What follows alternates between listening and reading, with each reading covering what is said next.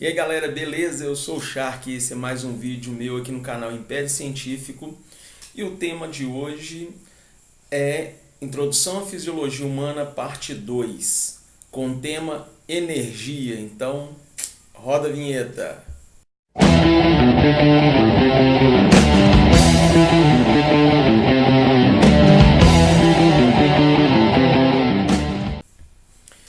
E aí galera, beleza?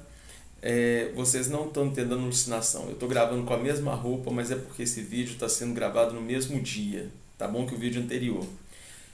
E vamos fazer o jabá antes, que aí eu não perco tempo com isso no final do vídeo.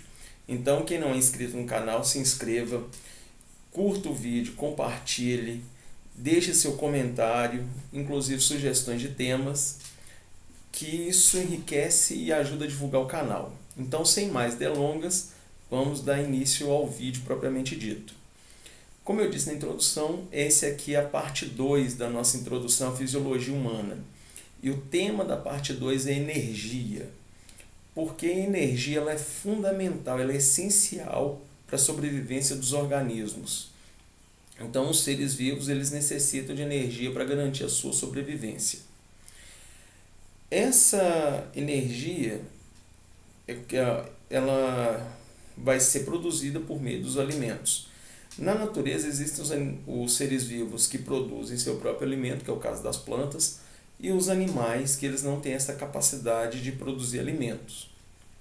No caso das plantas, ela consegue sintetizar a luz do sol por meio da fotossíntese e garantindo o seu alimento, fora outros nutrientes que ela extrai do solo e da água, que são necessários para o seu crescimento. No caso dos seres vivos, dos outros seres vivos que são os animais, nós não temos essa capacidade de produzir o próprio alimento. Então nós precisamos de ingerir energia de meio externo. Então seria através do consumo de plantas ou outros animais que fazem parte da nossa dieta do dia a dia. Essa capacidade, esse consumo de energia, ele é necessário, esses alimentos, para que a célula consiga fazer uso dessa energia. Então, uma das coisas mais bacanas nisso é a capacidade que as células têm de utilizar a energia do seu meio externo para poder garantir a sua manutenção e crescimento, reprodução, movimento e tudo mais, que é essencial para a sobrevivência dessa célula. E nesse caso, nós podemos dizer que energia é a capacidade de realizar trabalho. Mas tá aí o que é trabalho. Isso aqui tá parecendo mais uma aula de física, Shark. O que houve? Que loucura é essa no canal? Misturou física e biologia e educação física? Porque essas são ciências, são áreas interligadas. Então, o trabalho ele pode ser dividido como trabalho químico, trabalho de transporte e trabalho mecânico. O trabalho químico, ele é aquela forma de utilizar aquela energia por meio de reações químicas, quebra de moléculas, síntese de algum nutriente. Então, ou seja, todo o metabolismo que acontece dentro do nosso corpo, ele é uma forma de trabalho químico. Por exemplo, as trocas gasosas que são realizadas dentro do nosso organismo por meio da respiração. Entenderam? Então, essa é um exemplo de trabalho químico. O trabalho de transporte, ele pode ser considerado aquele trabalho de transportar os nutrientes. Essa é uma capacidade que as células têm. Lembrando, aqui nesse vídeo eu vou ater mais ao trabalho voltado para a área biológica e celular, ok, galera? Porque se alguém pode observar que vão ter outros exemplos a partir desses dados que eu estou fornecendo com outros campos. Mas nesse caso aqui vamos ter só o trabalho biológico por enquanto. Então o trabalho de transporte é aquela capacidade que as células têm de transportar nutrientes, por exemplo, íons, dentro do através da sua membrana celular e da membrana das organelas, que isso é muito importante, que as mitocôndrias, por exemplo, são organelas importantíssimas para garantir da vida do ser humano, tá bom? Então, esse é o trabalho de transporte, esse transporte de nutrientes que as células necessitam para manter a sua sobrevivência. Já o trabalho mecânico é que é trabalho voltado para movimento.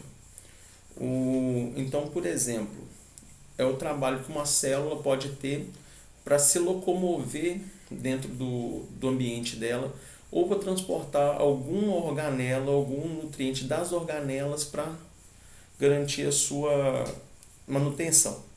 Tem essa diferença, por exemplo, que eu usei as organelas no trabalho de transporte, ela capta aqueles nutrientes e transportam para ela. O trabalho de movimento é aquele trabalho que a célula vai utilizar para se movimentar. Então, aquele movimento de cílios, flagelos, que a célula vai utilizar aquilo para se locomover, como nós mesmos andando no dia a dia. Então, isso ali é um exemplo de trabalho mecânico.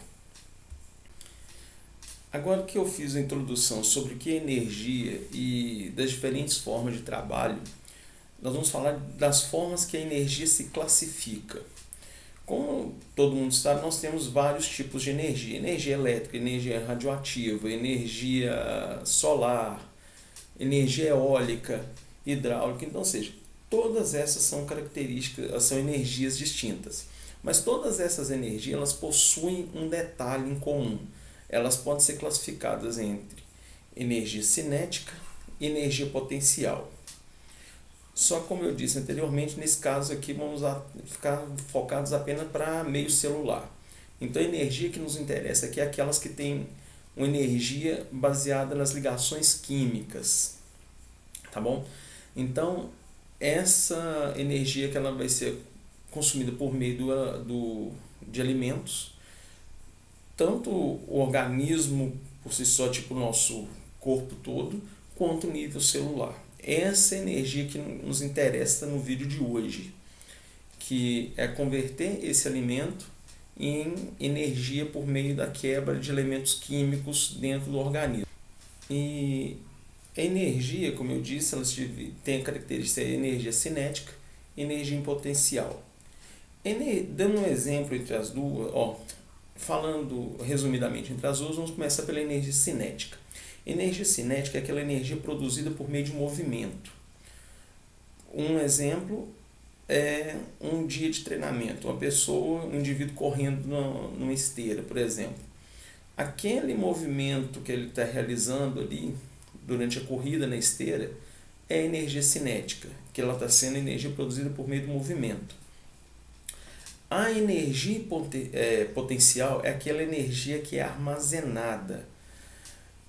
Exemplo disso. Como eu disse anteriormente, os seres vivos eles precisam de alguma parte externa, algum elemento externo para poder produzir energia do alimento. No caso, nós humanos, por exemplo, nós fazemos ingestão de algum alimento específico. Se ingerirmos aquela quantidade necessária para a manutenção, praticamente não vai ter energia armazenada. Mas toda energia em excesso, ela vai ser armazenada. No nosso caso, vou pegar o exemplo dos lipídios, que são as gorduras. Então, ou seja, todo excesso de alimento que for consumido e não tiver aquele gasto calórico suficiente para queimar aquela quantidade de alimento que foi ingerida, esse alimento excedente vai ser armazenado no nosso organismo em forma de gordura. Tá bom? Espero que eu tenha sido claro nesse exemplo para a gente poder dar sequência nos próximos tópicos desse vídeo. Outra característica importante da energia é que ela pode ser convertida de uma forma para outra.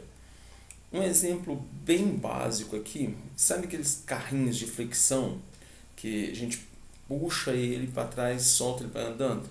Então, essa energia acumulada a partir de você puxou o carrinho, ou seja, a energia cinética, que foi a parte do movimento, foi convertida, aí quando você prende o carrinho que ele não sai andando ainda, aquela energia que está ali no mecanismo dele é uma energia potencial. Essa energia potencial, a partir do momento que você solta o carrinho que ele vai entrar em movimento, ou seja, é uma energia que ela mudou de um estado para outro. Nesse caso, é bom lembrar que a energia, que esses mecanismos de troca de energia, eles nunca são 100%, troca não, conversão, desculpa, eles nunca são 100% eficientes. Exemplo disso é o corpo humano. Durante o exercício físico, essa troca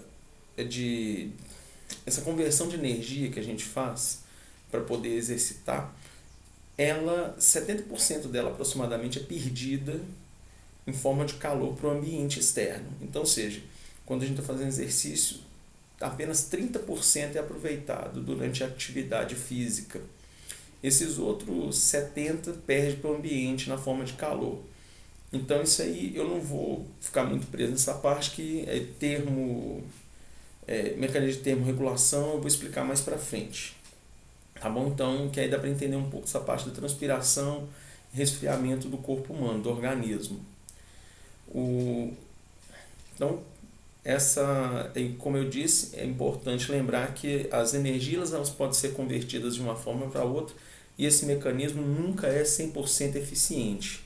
Ok? Agora nós vamos falar sobre a termodinâmica. A termodinâmica ela é dividida em duas leis. Por ordem, a primeira lei da termodinâmica ela diz que o universo é um sistema fechado. Então, toda energia que existe nele, ela é uma quantidade constante, ela não pode ser ampliada e nem reduzida, apenas transformada em outra forma de energia. Como, por exemplo, a lei de Lavoisier, o raciocínio é o mesmo, que ela diz que na natureza nada se cria, nada se perde, tudo se transforma. Pela lei da termodinâmica, a energia é da mesma forma. Ela não pode ser criada nem destruída, apenas transformada em outra forma de energia. No caso do ser humano, por exemplo, o nosso organismo ele é considerado um sistema aberto, porque ele não produz própria energia e precisa de pegar energia externa por meio de alimentos para poder usar essa energia para o seu funcionamento e manutenção da vida e qualquer outra função importante para que se mantenha o organismo ativo, intacto, com a sua integridade e sobrevivência. Tá bom? Nesse caso, o ser humano ele ainda perde essa energia que ele consome para o ambiente. Até aqui tá ok? Espero que sim. Tá bom? A segunda lei da termodinâmica ela diz que as reações naturais espontâneas elas podem passar de um estado de ordem a desordem, que na biologia é conhecido como entropia. O estado de ordem é essa parte que você consegue manter o seu organismo em funcionamento a partir da ingestão de outras energias, ele funciona sem nenhum problema. Quando chega essa desordem, a desordem é o que? É a perda de energia para o ambiente, de forma que ela não pode ser recuperada. É o caso que eu dei exemplo lá atrás do exercício físico, que 70% da energia é perdida para o ambiente em forma de calor. Quando isso acontece, na biologia diz que se chama de aumento de entropia. A entropia aumentou. Então precisa de ter esse equilíbrio entre a ordem e desordem dentro do organismo. Porque a partir do momento que a célula não consegue captar alimento do meio externo e fazer uso desse alimento, converter em forma de energia para garantir sua sobrevivência, a célula vai chegar no momento que ela vai morrer. Então, se ela não manter esse equilíbrio entre ordem e desordem, acontece a morte dessa célula, ou do indivíduo, ou de um organismo inteiro. Então, eu espero que vocês tenham gostado do vídeo. Vou encerrar por aqui. Logo, logo vai ter a parte 3 da fisiologia. Não vou falar o tema que eu vou deixar de surpresa, mas eu entrei na parte de energia para poder dar uma introdução ao tópico 3, que está diretamente interligado com a parte 2. Então, mais uma parte do jabá. Quem não é inscrito no canal, se inscreva, curta o vídeo, compartilhe, deixe o seu comentário, faça pedido de novos temas, que aí eu posso fazer uma troca. Às vezes eu estou com a ideia de começar um quadro novo aqui no canal, estou estudando direitinho, espero que vocês gostem, mas é sobre reportagens científicas, tá bom?